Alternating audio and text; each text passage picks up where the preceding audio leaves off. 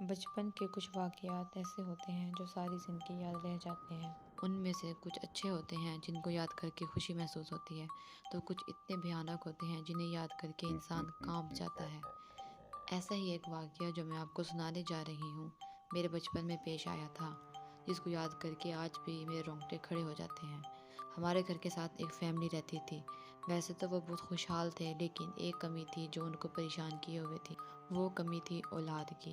ان کے گھر جو بھی بچہ پیدا ہوتا تھا وہ چند سالوں کے بعد مر جاتا تھا۔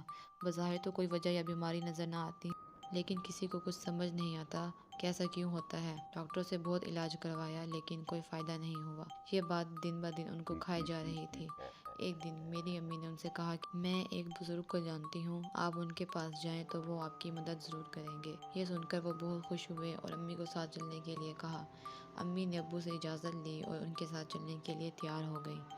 اگلی صبح وہ میاں بیوی امی کے ساتھ بزرگ بابا کے آستانے کی جانب چل پڑے۔ آستانہ کافی دور تھا۔ خیر وہ سب آستانے پر پہنچ گئے تو انہوں نے بزرگ بابا کو ساری بات بتائی۔ ان کی بات سن کر بزرگ نے کہا کہ وہ ان کے گھر آ کر پتہ کریں گے کہ اصل وجہ کیا ہے۔ 2 دن بعد بزرگ بابا ان کے گھر آئے تو انہوں نے بتایا کہ تمہارے گھر میں جنات کا بسیرا ہے۔ تم لوگوں کے گھر کوئی درخت ہے؟ تو انہوں نے بتایا کہ پہلے ان کے گھر ایک بیری کا درخت تھا جو انہوں نے کاٹ دیا تھا۔ بزرگ بابا ساری بات سمجھ گئے۔ انہوں نے کچھ پڑھنا شروع کیا تو کسی کے چیخنے چلانے کی آوازیں آنا شروع ہو گئیں۔ سب گھر والے ڈر گئے کہ یہ سب کیا ہو رہا ہے۔ بزرگ بابا نے گرج دار آواز میں پکارا، کون ہو تم اور ان گھر والوں کو کیوں پریشان کر رہے ہو؟ چیخنے چلانے کی آوازوں کے ساتھ گھر کی چیزیں بھی ہوا میں اڑنے لگیں۔ عجیب خوفناک منظر تھا۔ بزرگ بابا غصے سے بولے، جو بھی ہے سامنے آ کر بات کرے۔ ان کا اتنا کہنا تھا کہ ایک انتہائی خوفناک جن نمودار ہوا اور بولا، میں ان سب گھر والوں کو مار ڈالوں گا جیسے ان لوگوں نے میرے بچوں کو مار ڈالا تھا۔ بزرگ کے پوچھنے پر اس نے بتایا کہ ہمارا گھرانہ کئی 100 سال سے بیری کے درخت پر رہتا تھا۔ جب ان لوگوں نے اپنے سکون کی خاطر اس درخت کو کاٹا تو میرے بچے بھی اس کے ساتھ کٹ گئے۔ تب سے میں نے عہد کیا کہ میں ان کے بچوں کو بھی نہیں جینے دوں گا، اس لیے ان کا جو بھی بچہ پیدا ہوتا ہے میں اسے مار دیتا ہوں۔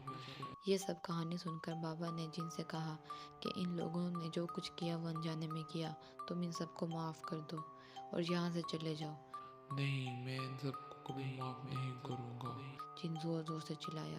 اس کی آنکھوں میں تو خون سوار تھا۔ وہ زور زور سے گھر کی چیزیں پٹکنے لگا۔ یہ دیکھ کر بزرگ بابا کو جلال آ گیا اور وہ زور زور سے قرآن پاک کا ورد کرنے لگے اور بولے، تجھے آخری بار کہہ رہا ہوں یہاں سے چلا جا ورنہ تجھے جلا کر بھسم کر دوں گا۔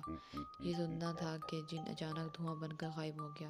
بابا نے گھر والوں کو پڑھا ہوا پانی دیا اور کہا کہ اسے گھر کے ہر کونے میں ڈال دو، یہ جن اب تم لوگوں کو پریشان نہیں کرے گا۔